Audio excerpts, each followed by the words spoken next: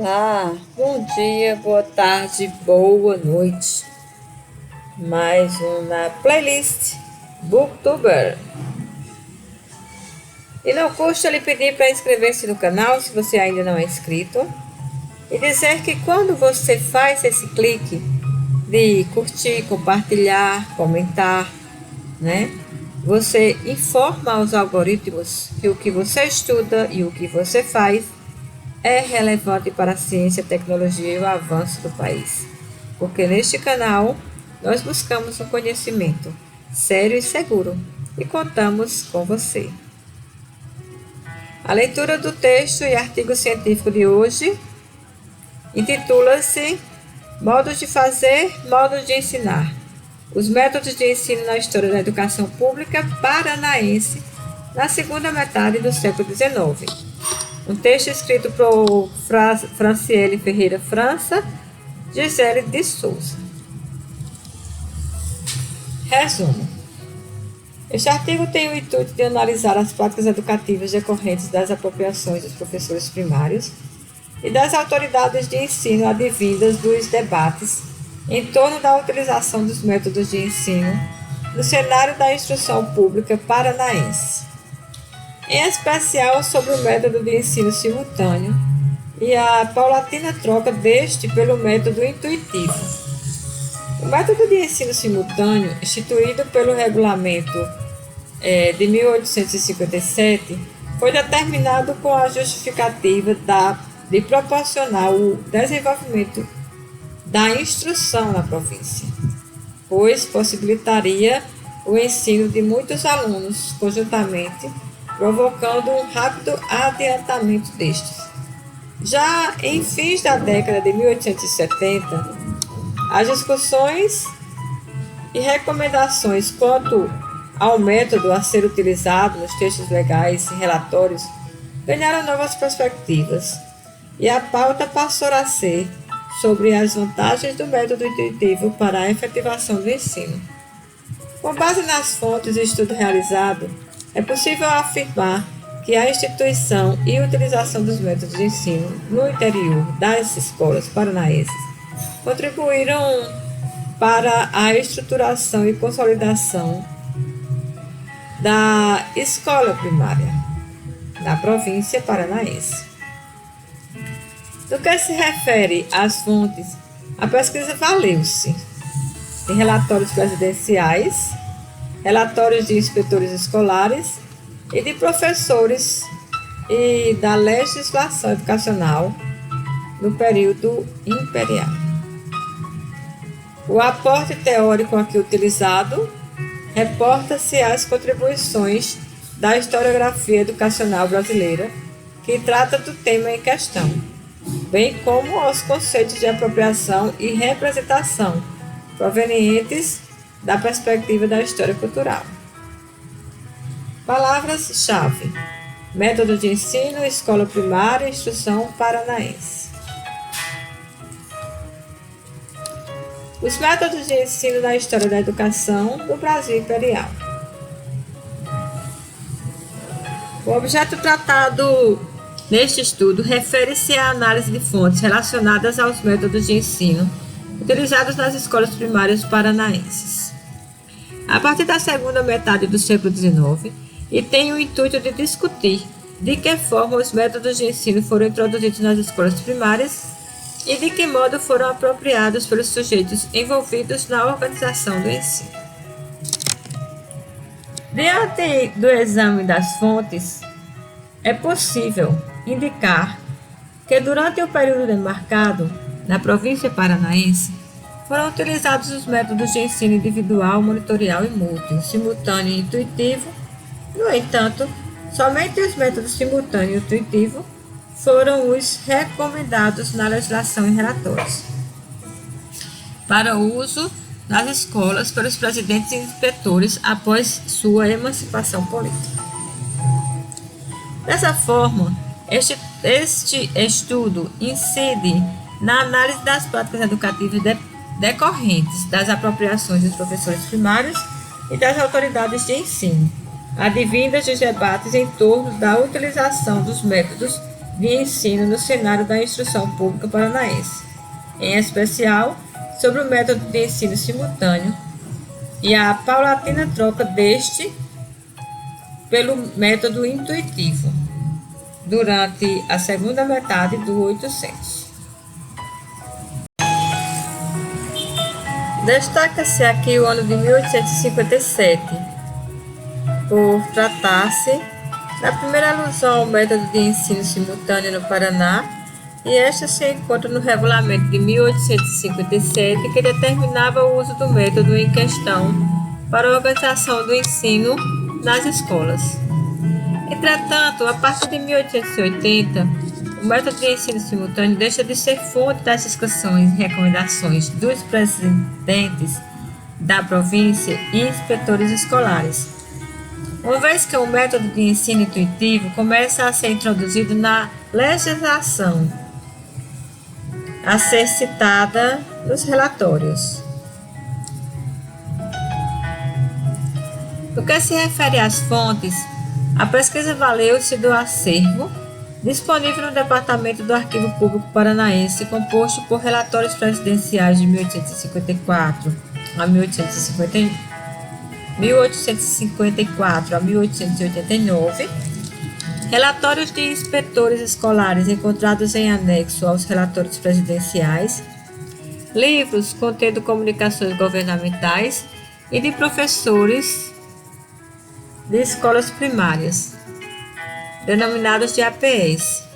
Dentre estas correspondências encontram-se aquelas advindas dos sujeitos associados à instrução pública, como cartas dos professores com pedidos de material e móveis para sua escola, anotações de visitas feitas às escolas pelos inspetores paroquiais, relatórios dos professores expondo a situação de sua escola, assim como manuscritos dos inspetores escolares. Além da legislação educacional do Paraná no período imperial. Utilizou-se ainda do acervo disponível no Círculo de Estudos Bandeirantes no tocante aos relatórios presidenciais e de inspetores escolares. Na análise destes documentos, procurou-se estabelecer a relação entre o que estava determinado pela lei, o que pensavam e discutiam os presidentes da província e inspetores gerais, e a organização da escola feita pelos professores e inspetores locais com base em tais determinações. A discussão acerca dos métodos de ensino se fez presente desde o início do século XIX no Brasil. A partir da modernidade, o método tornou-se a espinha dorsal do conhecimento, de um modo geral, e de conhecimento escolar de forma mais específica. Os discursos pedagógicos modernos são atravessados de alto a baixo pela questão do método de ensino. As primeiras escolas ou salas de instrução no Brasil, localizadas frequentemente na casa do professor ou em casa familiar, seguiam o método individual de ensino, vulgarmente chamado de método de instrução doméstica, o qual foi criticado pela demora do ensino e pela brevidade de permanência do professor com o aluno. Devido aos inconvenientes advindos do ensino individual, outros métodos foram propostos para a efetivação da instrução escolar. Dessa forma, os métodos simultâneos de organização em classes foram introduzidos nas escolas elementares brasileiras. Dentre estes, o método de monitoramento mútuo, que foi o primeiro a difundir pelo território brasileiro, seguindo as determinações da Lei de 15 de 10 de 1827, para a instrução elementar em todo o Império. Contudo, autores da historiografia educacional brasileira apontam que este também apresentou dificuldades em sua aplicação no interior das escolas e que, portanto, foi substituído por outros métodos que melhor se adequassem às necessidades e dificuldades escolares. Entre estes, os métodos simultâneo e intuitivo. No Paraná, a primeira menção aos métodos de ensino data do ano de 1854, exposta no primeiro relatório presidencial, no qual o presidente em exercício, Zacarias de Góes e Vasconcelos, se referia à Lei nº 34 de 1846 da província de São Paulo, da qual o Paraná fazia parte até o ano de 1853. Segundo o que está disposto no relatório, a Lei nº 34 não definia o uso de um método específico. Desse modo, o presidente assinalava que o método deveria ser adequado às diferentes necessidades de ensino, sendo o inspetor de instrução responsável para defini-lo. Conforme evidencia Valdenísia da Barra, a falta de especificação do método na lei precisa ser entendida por meio da análise de outros aspectos, dentre eles a frequência escolar. A falta da especificidade do método de ensino estava diretamente ligada ao número médio da frequência escolar, fator que se vinculava às matérias de ensino estabelecidas pela lei. No ano de 1856, foram determinadas as instruções para a organização da turma de alunos em 3 classes, promovendo assim o modo de ensino simultâneo nas escolas. As orientações gerais para a instrução tornaram-se específicas no regulamento instituído em 1857, titulado como sendo de ordem geral para as escolas de instrução primária. Segundo este, o ensino deveria ser simultâneo por classes, e o professor deveria nomear a última classe de monitores. Durante os anos seguintes, permaneceram nos regulamentos e relatórios as mesmas prescrições quanto ao ensino simultâneo, determinadas no momento da regulação de 1857. Nos documentos analisados, por vezes, não se encontram alusões específicas quanto ao método utilizado, mas assim determinações quanto ao método de organização da escola, divisão da turma em classes, nomeação de professores adjuntos e alunos mestres, materiais a serem utilizados nas aulas, assim como exigências quanto à formação de professores.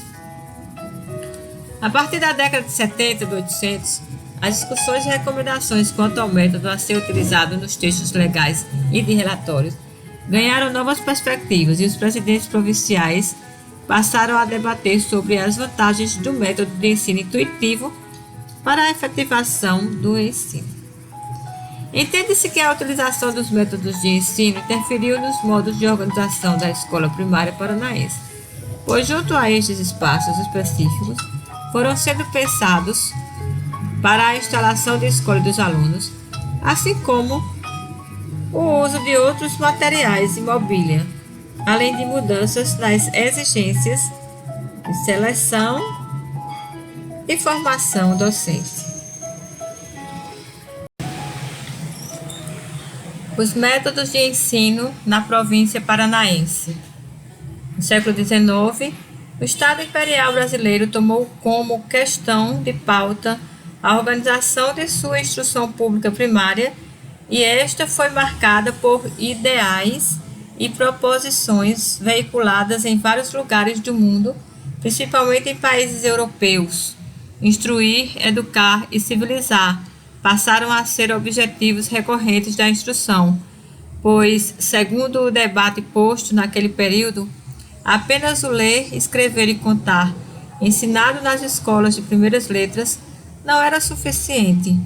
Desse modo, era preciso rever as matérias ensinadas, mudar os espaços e pensar sobre os métodos, que serviriam também, segundo posição de muitos, para uma instrução rápida e econômica.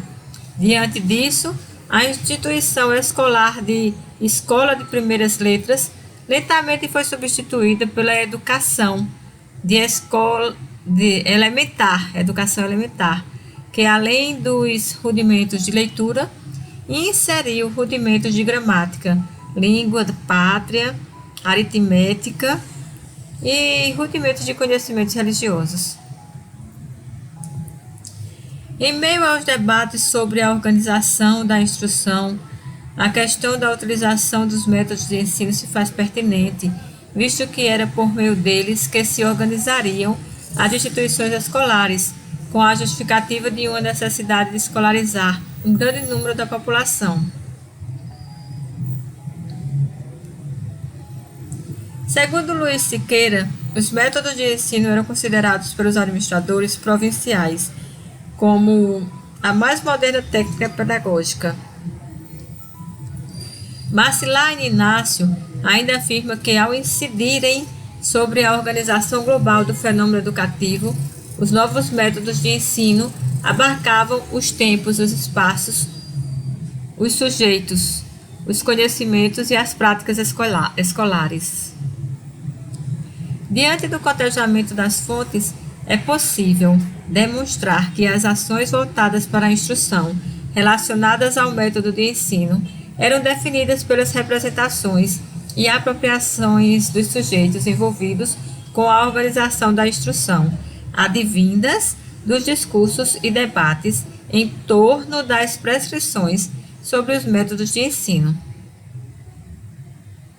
Por representação se entende as diferentes formas com as quais os sujeitos compreendem a realidade, disse Chartier, e a partir da apropriação que fazem dessa realidade, estruturam e organizam os esquemas de percepção e apreciação a partir dos quais, como entende Chartier, estes classificam, julgam e agem.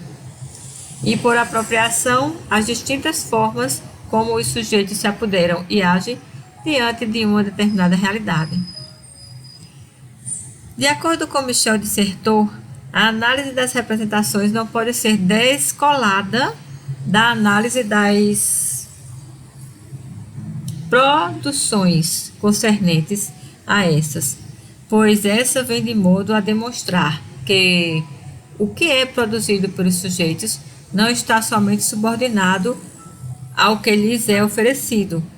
Mais do que isso, é a partir dessa relação que os sujeitos criam maneiras de empregar o que lhes é imposto em favor do seu entendimento.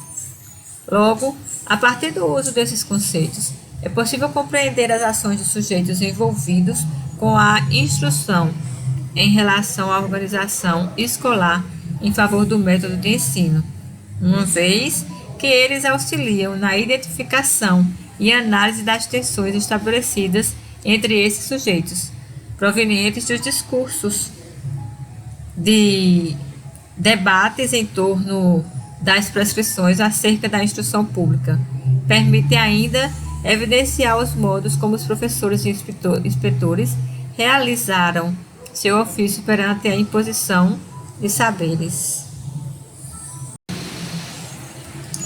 Atinente à província do Paraná, as discussões em relação à instrução e, portanto, quanto ao modo de organização do ensino em favor do método a ser realizado e utilizado, podem ser encontradas nos relatórios presenciais, nos relatórios dos inspetores escolares e em alguns relatórios de professores, ou ainda na legislação educacional, que podia ser o reflexo de tais discussões, ou mesmo inferir sobre elas. Na apreciação desses documentos, é possível indicar o uso dos métodos simultâneo e intuitivo pelos professores primários, e junto a eles, de que modo foram organizadas as escolas na província paranaense. Após sua emancipação política, no ano de 1853, a província paranaense tem a liberdade em deliberar suas próprias leis. Com isso, o presidente da província, no que tange à instrução primária, prescreveu o modo de organização da aula e do ensino, com a instrução de 27 de 12 de 1856. A escola primária seria dividida em 3 classes de acordo com a evolução dos alunos nos estudos e gradação das matérias. Esta instrução ainda definia quais os métodos a serem ensinados nas escolas, além dos livros, materiais e móveis que seriam usados para essa tarefa. A prescrição de divisão da turma em classes viabilizava o modo de ensino simultâneo por classes, o qual viria a ser determinado no regulamento de 1857. Com este regulamento, as orientações gerais para a instrução tornaram-se mais específicas. O mesmo instituía o ensino simultâneo por classes para todas as escolas, nomeação de monitores da última classe pelos professores, além de responsabilizar monitores para o diálogo. O inspetor-geral tinha de determinar e fiscalizar o método a ser utilizado nas escolas. Durante o período analisado, permanecem nos regulamentos que se seguiam ao de 1857 estas determinações quanto ao modo de ensino. No exame das fontes, nota-se a preocupação das autoridades de ensino em instituir um método eficaz contra as más condições da instrução no Estado. Segundo os presidentes e inspetores gerais, um método bem aplicado pelos professores impediria a baixa frequência dos alunos, garantindo sua permanência e adiantamento nos estudos. De mesmo modo, tal método só teria garantia de boa execução se o professor estivesse bem preparado e possuísse vocação para o ensino. Entre os anos de 1858 e 1864, nenhuma referência ao método adotado é identificada tanto na legislação educacional como nos relatórios presenciais. Outra lacuna, quanto à falta de referências ao método utilizado, é especificada entre os anos de 1864 e 1871. Talvez porque durante estes anos os encaminhamentos com a instrução pública ficaram restritos aos dados relacionados a valores despendidos à instrução pública, bem como a criação de escolas e cadeiras ou a nomeação e exonerações de professores. Desse modo, tais referências são apontadas somente em alguns relatórios de inspetores escolares e de professores.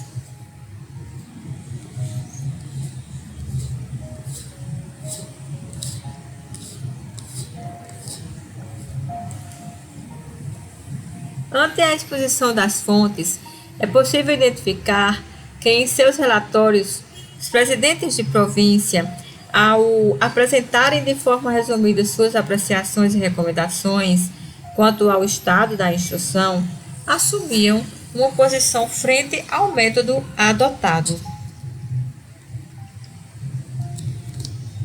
Em alguns relatórios, as declarações eram favoráveis, com elogios à aplicabilidade do método.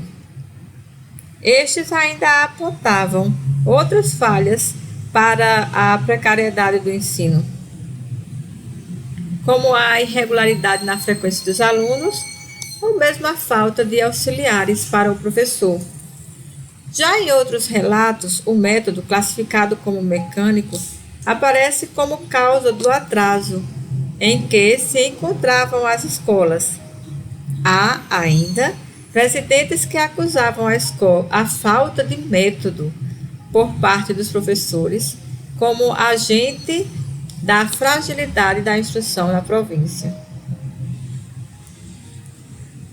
Algumas razões da dificuldade em aplicar o método determinado em regulamento são assinaladas também nos documentos provindos dos inspetores. Como é possível perceber, estes relatavam encontrar professores que não compreendiam os procedimentos do método e o executavam de forma arbitrária. Por mais que a turma estivesse dividida em classes, acabavam por ensinar seus alunos individualmente. Outros professores demonstravam boa vontade em aplicá-lo. No entanto, seus alunos não apresentavam adiantamento condizente ao que podiam fazer. e dessa forma não podiam prestar os exames. A turma ficava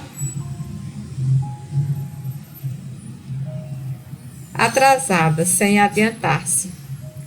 Desse modo, ficava disposta somente em 2 classes.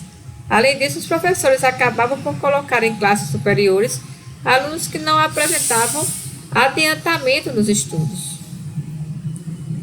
Ao nomear em relatórios e cartas enviadas ao inspetor-geral suas dificuldades em executar o método simultâneo e prover o ensino das crianças, principalmente o das crianças pobres, os professores assinalavam a falta de material igual para todos, o que inviabilizava os procedimentos que deveriam ser seguidos, pois nem todos possuíam os compêndios necessários. A irregularidade na frequência dos alunos, pois também prejudicava o bom ensino, uma vez que provocava o atraso daqueles que já estavam avançados. Estes pediam ainda a nomeação de alunos mestres e professores adjuntos, quando o número de alunos era excessivo em sua escola. E como justificavam, apontavam a dificuldade em ensinar muitos alunos ao mesmo tempo, em classes diferentes. A falta de instruções relacionadas ao método aplicado tornava-se mais uma entre as reclamações elencadas. Contudo, ao apresentarem os inconvenientes em aplicar o método, os professores evidenciavam também as vantagens encontradas. São recorrentes as opiniões do quão vantajoso o método era, pois proporcionava rápido adiantamento dos alunos, além de poupar o tempo do professor, uma vez que as lições eram repassadas simultaneamente aos alunos. Em relação ao método simultâneo, pode-se identificar nas fontes examinadas certa confusão quanto à sua concepção e nomeação. Ora, isso era muito importante. Em algum momento, era entendido como uma forma de organização da classe. Em outro, era pensado como um procedimento de ensino. Ao ser determinado em regulamento, o ensino simultâneo por classes referia-se o modo de organização do ensino na escola. De que maneira seriam divididas as classes e os alunos? Quais os materiais necessários para que o modo de ensino fosse executado? Quantidade de alunos, frequência e permanência destes na escola, o qual poderia utilizar um método que se adequasse a esse tipo de organização. Aqui é possível identificar as apropriações dos professores e inspetores de ensino advindas das prescrições estabelecidas e quais foram as práticas realizadas em decorrência dessas, uma vez que ensino simultâneo foi considerado pelos gestores de ensino e, consequentemente, pelos professores como sinônimo de método simultâneo. E este deveria ser aplicado de modo condizente às instruções prescritas em 1856. O método de ensino simultâneo foi criado por Jean-Baptiste de La Salle em finais do século XVII e se caracterizava pela divisão da turma em classes de acordo com a matéria e grau de adiantamento dos alunos. Ao ser determinado em regulamento, o ensino simultâneo por classes referia-se ao modo de organização do ensino na escola, de que maneira seria dividida a classe e seriam divididos os alunos, quais os materiais necessários para que o modo de ensino fosse executado, quantidade de alunos, frequência de permanência destes na escola, o qual poderia utilizar um método que se adequasse a esse tipo de organização. Aqui é possível identificar as apropriações dos professores e inspetores de ensino, advindas das prescrições estabelecidas, e quais foram as práticas realizadas em decorrências dessas, uma vez que ensino simultâneo foi considerado pelos gestores de ensino e, consequentemente, pelos professores como sinônimo de método simultâneo. E este deveria ser aplicado de modo condizente às estruturas prescritas em 1856. O método de ensino simultâneo foi criado por Jean-Baptiste de La Salle em finais do século XVII e se caracterizava pela divisão da turma em classes de acordo com a matéria e grau de adiantamento. O professor da primeira cadeira de Castro, Pedro Saturnino de Oliveira Mascarenhas, ao descrever como estava o ensino na sua escola, apresentava sua preocupação com o atraso em se aprovar um novo regulamento interno para as escolas. Afirmava que este havia sido encaminhado pelo inspetor no ano de 1879 e até o ano de 1883, data do seu relatório, não havia uma conclusão. O professor se referia a um documento elaborado pelo inspetor paroquial no ano de 1879, para ser usado nas escolas nos moldes da instrução de 1856. A diferença consistia na divisão da turma em 5 classes, e não mais em 3, além da recomendação do uso de alguns livros de leitura específicos. O professor queixava-se do atraso na aprovação e da falta de consideração dos seus relatórios, que declaravam aprovar o referido regulamento, além de afirmar que ainda utilizava as instruções aprovadas em 1856, classificando-as como antigas, embora proveitosas. Referência à elaboração do regulamento interno também está presente no relatório da professora Gertrudes, que lecionava na colônia Abranches, no ano de 1880. Segundo a professora, o modo de ensino na sua escola era simultâneo, mas o mesmo só era de serventia quando associado ao seu regulamento interno, encaminhado no ano de 1876 para a aprovação da inspetoria. Com a análise das fontes, pode-se perceber, a partir de 1880, sinais de uma possível distinção entre método e modo de ensino. Logo, as apropriações em relação às prescrições tornaram-se outras, o que suscitou diferentes práticas em relação à aplicabilidade do método. Os professores continuavam a afirmar que organizavam sua escola de acordo com o modo simultâneo de ensino. No entanto, indicava o uso de outro método adotado. No ano de 1880, foi apresentado por um professor um livro para o ensino simultâneo da leitura e escrita, composto por um método teórico e fonético. Em 1873, o professor de Guarapuava declarava que havia realizado uma experiência com o método João de Deus, no ensino da leitura e escrita, que dele obteve um ótimo resultado. No mesmo ano, outro professor afirmava que o modo simultâneo era o melhor para a igual difusão de ensino em classes, porém o modo aplicado não correspondia à eficácia do modo adotado. O professor referia-se como método aplicado aos livros de leitura de Abílio, livros estes que foram determinados para uso nas escolas primárias e que, segundo o professor, apresentava erros de ortografia que prejudicavam o ensino das crianças. Junto aos professores, as avaliações dos inspetores e presidentes, de mesmo modo, avançaram para a forma como acontecia o ensino nas escolas.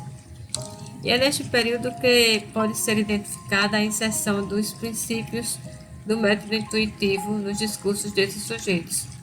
Desse modo, passaram a permear as críticas dos inspetores e presidentes ao método até então utilizado, termos como mecânico, antiquado, formalista, mnemônico, entre outros, e as recomendações foram inseridas adjetivos ao método que viria a ser utilizado intuitivo. Este foi classificado como prática e explicativa, racional e completa. O método intuitivo caracterizava-se como um método concreto, racional, ativo, denominado ensino pelo aspecto, lição de coisas, ou ensino intuitivo. O novo método pode ser sintetizado em dois termos: observar e trabalhar. Observar significa progredir da percepção para a ideia, do concreto para o abstrato, dos sentidos para a inteligência, dos dados para o julgamento. Trabalhar consiste em fazer do ensino e da educação na infância uma oportunidade para a realização de atividades concretas similares àquelas da vida adulta, alinhando a observação e trabalho numa mesma atividade. O método intuitivo pretende direcionar o desenvolvimento da criança de modo que a observação gere o raciocínio e o trabalho prepare o futuro produtor, tornando indissociável pensar e construir. Embora não tenha sido determinado em regulamento até o fim do período estudado, somente em regulamento destinado à escola normal, há indícios de que os professores passaram a inserir o método intuitivo em suas escolas em meados da década de 1870. Vale lembrar que tais indicações nos relatórios, por vezes, não são específicas quanto ao uso do método intuitivo. Portanto, é a partir dos princípios e características deste método definidas por autores anteriormente citados que é possível afirmar que algumas práticas descritas pelos professores configuravam-se com base neste método. Consta no relatório do professor de Paranaguá, do ano de 1880, que para evitar as distrações de seus alunos durante as lições, fazia perguntas relacionadas ao conteúdo, fazendo com que a criança refletisse sobre sua resposta, não usando mais apenas de sua memória, mas sim do seu entendimento acerca do assunto. Ao expor sua experiência com o método João de Deus, o professor de Guarapuava utilizava um livro elaborado para o ensino da leitura e escrita baseado nos princípios do método intuitivo. Em algumas listas, com pedidos dos professores de matérias para sua escola, constam alguns objetos específicos para a execução do método intuitivo, como o museu escolar elaborado pelo Dr. Safrai e caixas Carpentier para o ensino do sistema médico e lições de coisas. De mesmo modo, nos relatórios dos presidentes, alusões ao método intuitivo período são evidentes. No mesmo período são evidentes. No ano de 1884, o presidente da província, Luiz Alves Leite de Oliveira Belo, declarava que os alunos da escola normal deveriam exercer o magistério conforme os métodos intuitivos. 2 anos antes foram encomendados pelo presidente em exercício, Carlos Augusto de Carvalho, materiais para as escolas que serviam para os exercícios práticos dos alunos da escola normal. Dentre os materiais solicitados estavam a caixa para a lição de coisas de Safrai, caixas Carpentier e coleção de cartas Arnold Guiot. Esses materiais destinavam-se aos exercícios dos alunos. Deveriam aplicar em tais escolas de acordo com o que instituía o regulamento do Instituto Normal e de Preparatórios de 1882. Em 1885, em seu relatório, O presidente Brasílio Augusto Machado de Oliveira apontava algumas dificuldades nos usos dos materiais destinados ao método intuitivo, afirmando que estes eram de origem e organização desconhecida, tanto dos professores como dos alunos, e que esta situação provocava a distração dos alunos, prejudicando o aproveitamento do método. Assim como no Paraná, as discussões relacionadas ao método intuitivo também estavam prestes em outras províncias do Império Brasileiro. Annalete Schebauer, ao traçar os primeiros passos em direção à adoção deste método em São Paulo, afirma que há indícios de seu uso em princípios dos anos de 1870 nesta província, bem como no Rio de Janeiro, segundo Vera Teresa Valdemarim. O método intuitivo era entendido por seus propositores como um instrumento pedagógico capaz de reverter a ineficiência do ensino escolar. Valdemarim mostra em seus estudos que, embora seu ingresso nas escolas brasileiras date de 1870, sua efetivação só se concretizou no Brasil com o advento da República e do movimento em prol de uma pedagogia renovada. Os renovadores recomendavam o uso deste método para a efetivação de uma escola primária renovada, como aponta Rosa Fátima de Souza. A escola popular, instrumento de reforma social, deveria ser completamente renovada, de acordo com os padrões nacionais, considerados os mais modernos da época. O método intuitivo foi símbolo dessa renovação e modernização do ensino.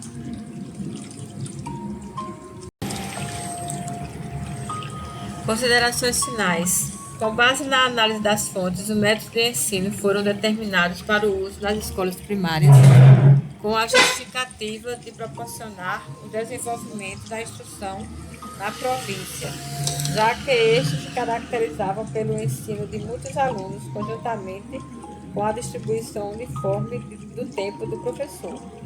Do mesmo modo, o método constituía como parte essencial da prática do professor, assim como esta interferia no modo de organização escolar. Na tentativa de estruturar e nomear a instrução da infância paranaense, os administradores provinciais produziram práticas escolares, constituindo uma cultura escolar no processo de escolarização da infância. Junto a estes, os inspetores e professores contribuíram para este processo de acordo com suas apropriações e consequentes representação das normas e discurso. Na tarefa de executar e fiscalizar o método, professores e inspetores compreendiam o método de formas distintas.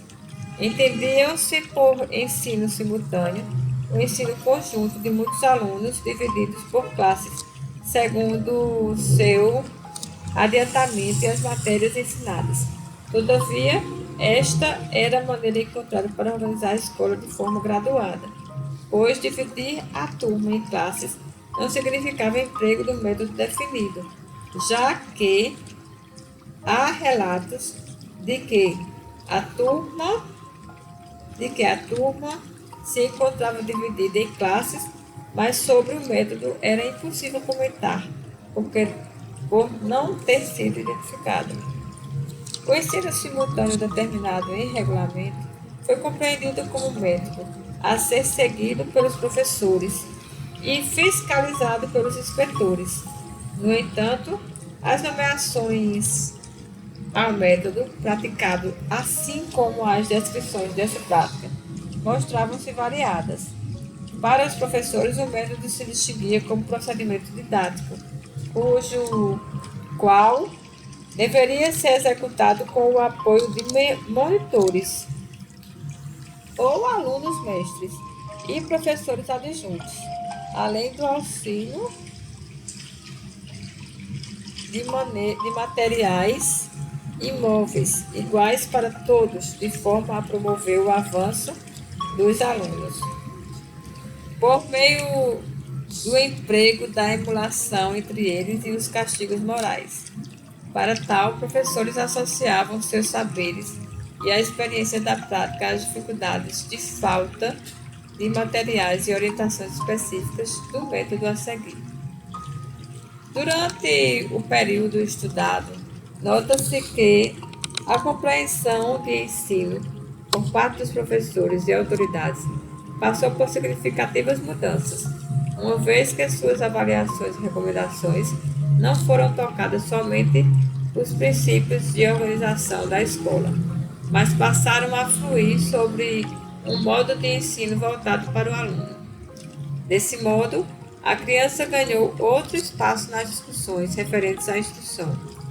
Ela tornou-se o centro do processo de ensino, que passa a ser considerado sua afetiva aprendizagem.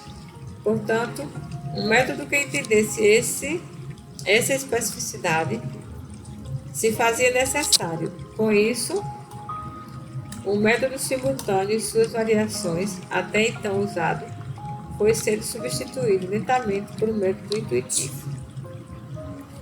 É possível afirmar ainda que a instituição e utilização de métodos de ensino no interior das escolas paranaenses contribuíram para a estruturação e consolidação da escola primária.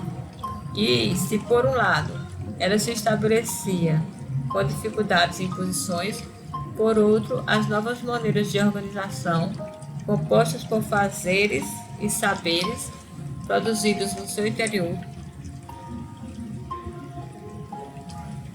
constituíram o desenvolvimento da instituição escolar no Paraná. Obrigada por nos ouvir. Espero que você tenha acompanhado bem esta leitura e que perceba a importância do que nós lemos, partilhamos e socializamos em relação ao conhecimento. Modos de fazer, modos de ensinar. Os métodos de ensino na história da educação pública paranaense na segunda metade do século XIX foi o texto lido das autoras Franciele Ferreira França e Gisele de Souza. Inscreva-se no canal, curta, comente, compartilhe. E vamos lá!